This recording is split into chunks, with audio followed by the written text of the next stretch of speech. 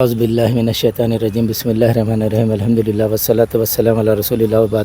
السلام علیکم رحمۃ اللہ وبرکاتہ۔ ناظرین، میں حکیم محمد عبدالجلیل حیدرآباد تلنگانہ انڈیا صاحب سے مخاطب ہوں۔ ابھی جس پودے کے تعلق سے گفتگو کرنی ہے وہ ہے بھوئی آملے کی ایک تیسری قسم۔ یہ دیکھیے، یہ تیسری قسم ہے، تھوڑا توڑ کے بتا رہا ہوں میں قریب سے آپ کو۔ یہ بھوئی آملے کی تیسری قسم ہے، غور سے دیکھ لیجئے۔ یہ ہے، یہ بھوئی آملے کی یہ بھی ایک قسم ہے، یہ دیکھ لیجئے، یہ جنرل ہے۔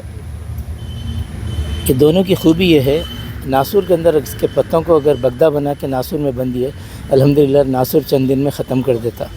اور دوسری وہ کینسر کے پھوڑوں کو بھی دے سکتے، اور جانور کو خصوصاً اس کا جو مدعا ایسا بنا کے لکڑی کو لگا کے خالی ایسا پھوڑے کے پاس پھرا دیجئے، 10-11 مرتبہ ایسا پھرا دیجئے، جو دعا آپ کو مناسب سمجھو پڑھ کے پھرا دیجئے، انشاءاللہ کیڑے پر باہر آ جائیں گے اور پھوڑا سوکھنا شروع ہو جائیں گا، اور دوسرا کوئی مرہم لگا لے سکتے۔ سب تعریف ہیں اللہ کو سزاوار ہے، الحمدللہ رب العالمین۔